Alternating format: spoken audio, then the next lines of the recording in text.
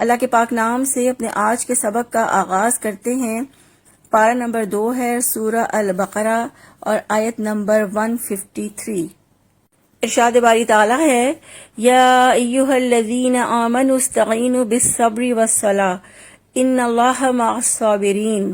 لفظی ترجمہ ہے، یا ایہا الذین، اے لوگو جو آمنو سب ایمان لائے ہو، استعینو تم سب مدد طلب کرو، بالصبر صبر سے، والصلاۃ اور نماز سے، ان اللہ بے شک اللہ تعالی مع الصابرین صبر کرنے والوں کے ساتھ ہے۔ بامحاورہ ترجمہ ہے، اے لوگو جو ایمان لائے ہو، صبر اور نماز سے مدد مانگو، یقیناً اللہ تعالیٰ صبر کرنے والوں کے ساتھ ہے۔ اس آیت مبارکہ میں اللہ تعالیٰ نے یا ایھا الذین آمنوا کہہ کر ایمان والوں کو کال دی ہے کہ اے وہ لوگوں جو اپنے رب پر ایمان لائے ہو اور جنہوں نے اپنے رب کے وعدوں کو سچا مانا ہے۔ استعینوا بالصبر والصلاۃ، صبر اور نماز سے مدد لو۔ اللہ تعالیٰ نے امت مسلمہ کو یہ کہہ کر ذہنی طور پر تیار کیا ہے کہ جس امامت کی ذمہ داری انہیں سونپی جا رہی ہے اس کے راستے میں بے شمار مشکلات اور مصائب پیش آنے والے ہیں، لہٰذا اے مومنو ایسے اوقات میں صبر اور نماز سے کام لینا۔ اور ایمان والوں کو صبر اور نماز سے مدد مانگنے کا یہ حکم اس لیے بھی دیا گیا کہ مشکلات میں کامیابی کا ذریعہ صرف صبر اور نماز ہی ہے۔ صبر سے کیا مراد ہے؟ اپنے نفس کو مرغوب چیزوں سے روکنے کی مشقت برداشت کرنا اور خواہشات میں گرفتار ہونے سے اپنے نفس کو بچائے رکھنا، یہ صبر ہے۔ اسی طرح اپنے نفس کو اللہ تعالیٰ کی اطاعت پر گامزن رکھنا صبر ہے۔ اللہ تعالیٰ کے منع کیے ہوئے کام سے رک جانا بھی صبر ہے۔ مصائب کو برداشت کرنا اور جزا فضا یعنی واویلا کرنے سے رکے رہنا صبر ہے۔ اللہ تعالیٰ کے فیصلوں پر صبر کرنا اور اس پر ناراضگی کا اظہار نہ کرنا، یہ صبر ہے۔ حضرت ابو ہریرہ رضی اللہ عنہ سے روایت ہے کہ رسول اللہ صلی اللہ علیہ وآلہ وسلم نے فرمایا، اللہ تعالیٰ فرماتا ہے کہ جس مومن بندے کی محبوب چیز میں نے دنیا سے اٹھا لی اور اس نے اس پر صبر کیا تو اس کی جزا میرے یہاں جنت کے سوا اور کچھ نہیں۔ اور یہاں یہ بات بھی ذہن نشین کر لینی چاہیے کہ صبر وہی ہے جو صدمے کے آغاز میں کیا جائے اور اسی کا بدلہ جنت ہے۔ اور اسی طرح مصائب اور مشکلات میں صبر کے لیے نماز حوصلہ دیتی ہے اور نماز مددگار بنتی ہے۔ اسی لیے اللہ تعالیٰ نے نماز سے مدد لینے کا حکم دیا ہے۔ نماز اللہ تعالیٰ سے ملاقات ہے، ایک تنہا انسان کی سارے جہانوں کے خالق اور مالک سے ملاقات۔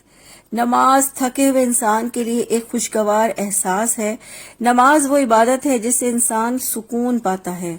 ایک مومن کی زندگی میں سب سے بڑی قوت اللہ تعالیٰ کا تعلق ہے اور اللہ تعالیٰ سے ملاقات کا ذریعہ نماز ہے، لہٰذا نماز قوت کا سرچشمہ اور خزانوں کی چابی ہے۔ نماز انسان کو ریچارج کرتی ہے، اسی لیے وہ قوت کا سرچشمہ ہے۔ نماز ام العبادات ہے، مومن کی معراج اور رب العالمین سے ملاقات کا ذریعہ ہے، اسی لیے اللہ تعالیٰ نے نماز سے مدد لینے کا حکم دیا ہے۔ رسول اللہ صلی اللہ علیہ وآلہ وسلم نے فرمایا، میری آنکھوں کی ٹھنڈک نماز میں رکھی گئی ہے۔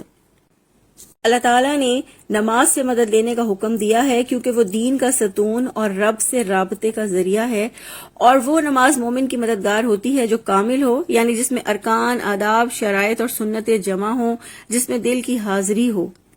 پھر فرمایا، ان اللہ مع الصابرین، یقیناً اللہ تعالیٰ صبر کرنے والوں کے ساتھ ہے۔ اللہ تعالیٰ نے صبر کا حکم دیا ہے اور ساتھ ہی خوشخبری دی ہے کہ وہ صبر کرنے والوں کے ساتھ ہے۔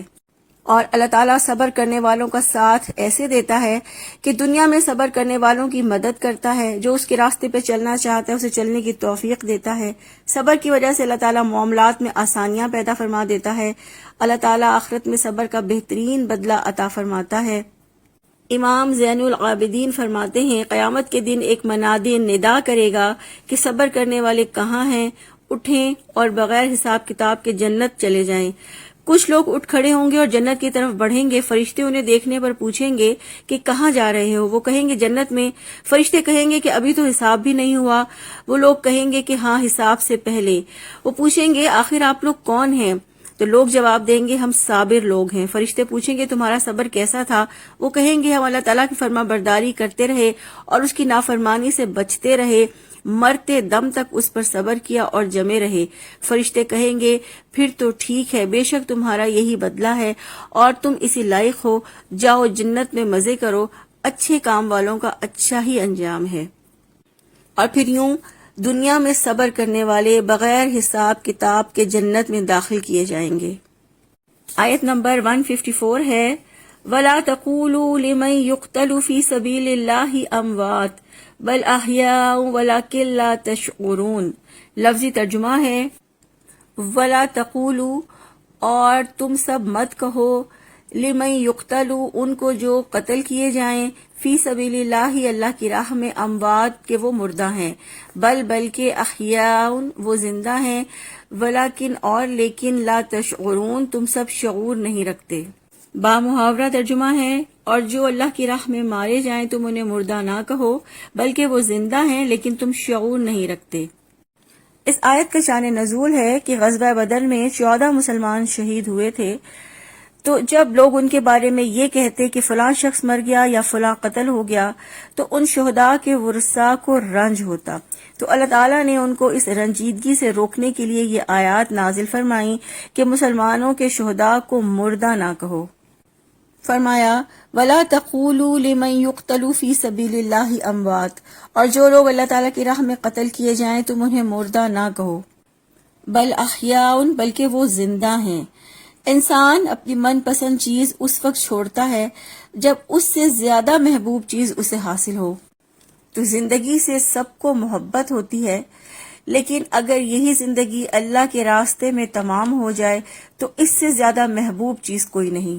تو اللہ تعالیٰ نے یہاں بشارت دی ہے کہ جو اللہ تعالیٰ کا کلمہ بلند کرنے کے لیے جنگ کرتا ہے تاکہ اس کا دین غالب ہو اور اس کے سوا اس کا کوئی اور مقصد نہ ہو، تو وہ اپنی محبوب زندگی کو کھوتا نہیں ہے بلکہ اسے اس زندگی سے زیادہ کامل اور کامیاب زندگی مل جاتی ہے۔ اللہ کے راستے میں جان دینا شہادت ہے، اور شہید وہ ہے جو اللہ تعالیٰ کی راہ میں لڑے اور کوئی دوسرا مقصد اس کی نظر میں نہ ہو، صرف دین کی راہ میں صرف سچائی کے لیے لڑ کر اللہ کی راہ میں جان دینے والا شہید کہلاتا ہے۔ حضرت ابو موسیٰ اشعری رضی اللہ عنہ سے روایت ہے کہ ایک شخص نے رسول اللہ صلی اللہ علیہ وآلہ وسلم کی خدمت میں حاضر ہو کر عرض کیا، اے اللہ کے رسول صلی اللہ علیہ وآلہ وسلم، ایک شخص مال غنیمت کے لیے جنگ کرتا ہے، ایک شخص اپنی شہرت کے لیے لڑتا ہے اور ایک شخص اس لیے لڑتا ہے کہ بہادری کی وجہ سے اس کا مقام اور مرتبہ مشہور ہو، سو ان میں اللہ کی راہ میں کون سا ہے؟ آپ صلی اللہ علیہ وآلہ وسلم نے فرمایا جو اس لیے جنگ کرے کہ اللہ کی بات بلند ہو وہ اللہ کی راہ میں ہے۔ پھر فرمایا وَلَٰكِن لَا تَشْعُرُونَ لیکن تم شعور نہیں رکھتے۔ اس سے مراد یہ ہے کہ آپ اس بات کا شعور نہیں رکھتے کہ شہداء کس عزت کے مقام پر اور کن نعمتوں میں ہیں۔ نبی صلی اللہ علیہ وآلہ وسلم نے فرمایا شہداء کی روحیں سبز پرندوں کے قالب میں ہیں اور جنت میں جہاں چاہتی ہیں چرتی ہیں، پھر عرش کے نیچے لٹکی ہوئی قندیلوں میں بسیرا کر لیتی ہیں۔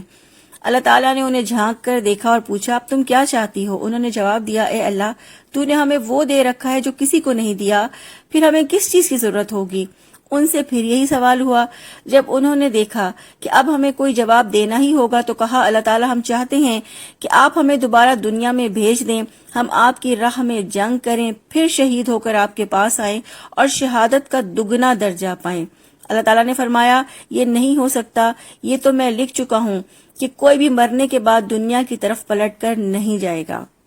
اسی طرح ایک اور حدیث سے ہمیں شہادت کی فضیلت پتہ چلتی ہے۔ اللہ کے رسول صلی اللہ علیہ وآلہ وسلم نے فرمایا کوئی شخص بھی ایسا نہ ہوگا جو جنت میں داخل ہونے کے بعد دنیا میں دوبارہ آنا پسند کرے، خواہ اسے ساری دنیا مل جائے سوائے شہید کے۔ اس کی یہ تمنا ہوگی کہ وہ دنیا میں دوبارہ واپس جا کر 10 مرتبہ اور اللہ کے راستے میں قتل ہو، کیونکہ وہ شہادت کی عزت وہاں دیکھتا ہے۔